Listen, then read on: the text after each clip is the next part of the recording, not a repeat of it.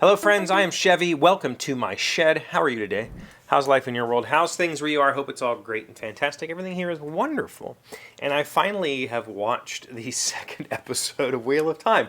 I was really excited about this show, and I just kind of keep forgetting that it exists and I need to watch it. That's not really a negative mark on the show. It's more that I really don't take the time to watch stuff. I never have. I've never been never been a watcher. I don't have shows that anyway. But this one, is special to me because it's the Wheel of Time. So I remembered it today and said, let's watch an episode of Wheel of Time. We did it at lunch, and I enjoyed it. Episode 2 was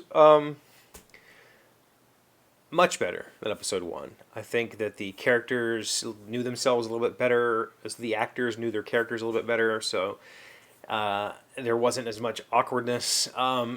The story is pushing along at an extremely rapid pace, which I think is necessary, honestly. If I'm being honest with myself, they've cut a whole lot out of the books to kind of force this along, because the openings to the book, they just have to. They have to do this. And I would like to say that this is a first season problem, but I think it's honestly like an all the seasons thing. They need to just shove the story along, because Jordan tends to wander and meander and over-explain things, and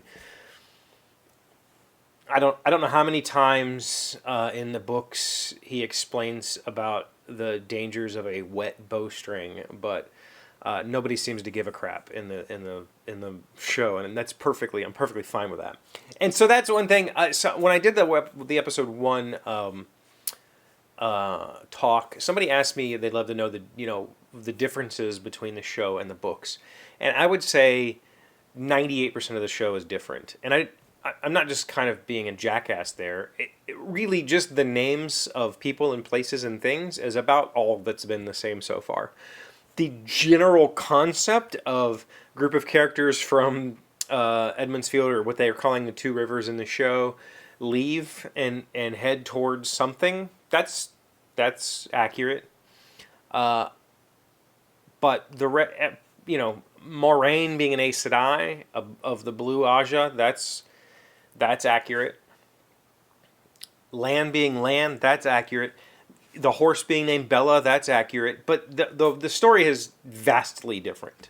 It's a very different story as far as the characters' age, their sexualities, the town that they came from, the places that they've gone through. The story has been extremely condensed and rearranged. There's been lots of sections of the story completely rearranged for the benefit of the show to just kind of shove things along. Let's get this going, And so this episode is kind of they're running away from the Trollocs because they're being chased, and the show is pushing that at a pace that needs to happen, that did not happen in the books. In the books, though, I think the thing about the books is to remember that this is an epic, and it's told on an epic scale. Even though the area of the world that they are in is like Europe-sized, which for an American is very small. It doesn't take them very long to traverse their known continent or whatever. The book still takes that at a pace that is tolerable to the reader, and maybe sometimes a little bit too slow, but it doesn't. Jordan makes sure that you're aware that the characters are in constant danger. That even though this massive horde of Trollocs is following them, in the books it feels like they are days off, whereas in the show they've always been hours or minutes behind. In the books, they're a few days ahead or a few days behind, and the characters are moving along until they aren't. And then you go, wait, how did the Trollocs get there? And nobody seems to know. And then we kind of push that narrative. The show has seemed to kind of gloss that over a little bit. I think mostly because they haven't had the encounters that they've had along the way. And at the end of episode 2, they find themselves in Shadar Logoth, and they have to escape. That's like, I don't know, a third or maybe even halfway through. No, that's a third of the way through the first book. It's a long ways off. It's not something I expected to see in the second episode. But it's fine. Like, just shove it along. And before reaching Shadar Logoth in the book, they had several other stops and encounters along the way, and they did extremely abridged versions of those things in the show.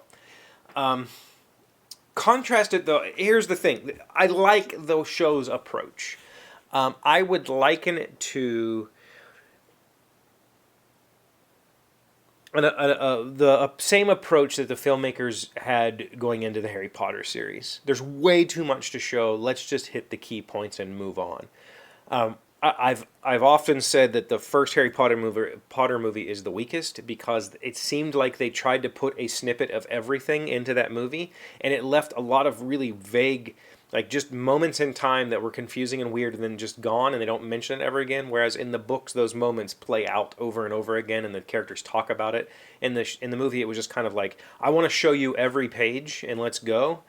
This show has taken more of the later book movies, like, let's just hit the big checks. Like, we did this, we did this, we did this. We went to Terran Ferry.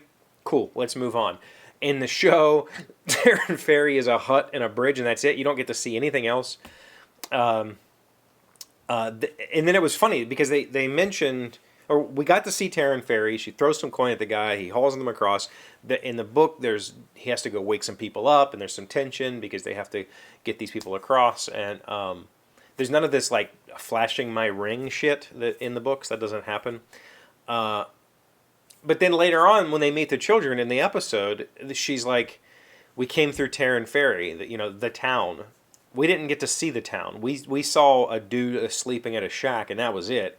So for us, the viewer, to her say we came through a town called Terran Ferry, like, what town? There was no town. But I think, I think that's the nice thing is they haven't tried to condense time, meaning that Shadar Logoth happens spatially in the same frame of time that it happened in the book. It's just, they just cut chunks and it just skipped ahead, just fast forward ahead.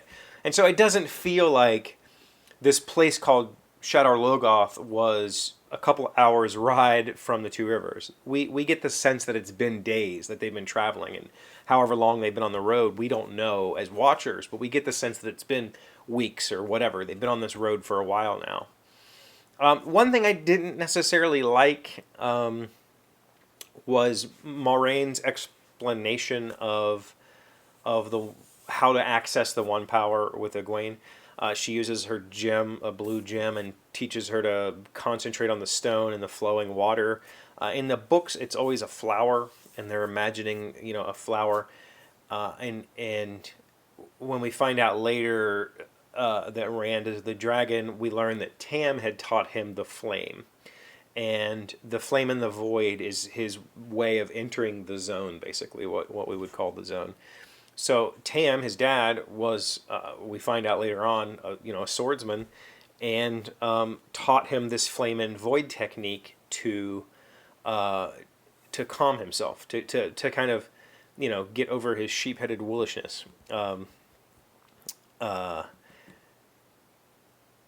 And we find out later on, way later on, that is also the male aspect, I guess, of the One Power.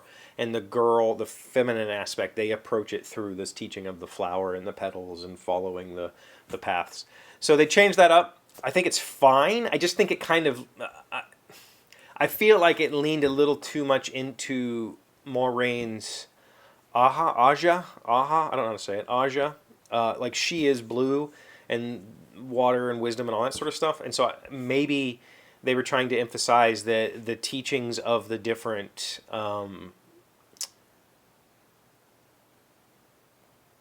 colors is different, maybe. I don't know. But, to answer the question of what's different, all of it, it's all different. And I'm fine with it. Like, I'm fine with just, let's get this on. Like, let's just go. Let's go. Because one of the frustrating parts about the books is this opening sequence that we're currently in episode 2 of this show, and episode 1 and episode 2, is a very long segment of the book. It lasts for half, maybe even 2/3 of the book, there's this constant threat, and then it's just over. And then we just don't mention it again. And then later on, in book 2, we're now chasing the Trollocs. And so in the books, honestly, the chase from the Trollocs is a little bit underwhelming. It just kind of stops. And you go, okay, well, what happened to that threat? And it's not a threat anymore. And then the ending of the book happens, which I'm not going to talk about yet. That's hopefully a very cool moment in time on the show. But I'm really excited. I thought that episode 2 was great. I watched it with Em. She thought it was better. She did not necessarily like the first episode at all. But she thought this one was a lot better. And I think she wants to continue watching with me. So we will do that. But if you have any other questions or comments, or do you want to continue this series of talking about the Wheel of Time, let me know in the comments below. Thank you for being here as always. Thank you for liking, commenting, subscribing, being amazing friends, wonderful people. I really appreciate you. And I'll see you again tomorrow. Today's word you should know to sound smart is inveterate. It is an adjective meaning a pattern of behavior or habit that never changes. Take all the garden spills, inveterate, prodigal spender, just as summer goes. Hilda Doolittle, an American poet and memoirist. Inveterate. Inveterate. That. Yeah, that's what the words say to her. Take all the garden spills, inveterate, prodigal spender, just as summer goes. That doesn't make any sense to me. I would like to think that I enjoy poetry. Not that one.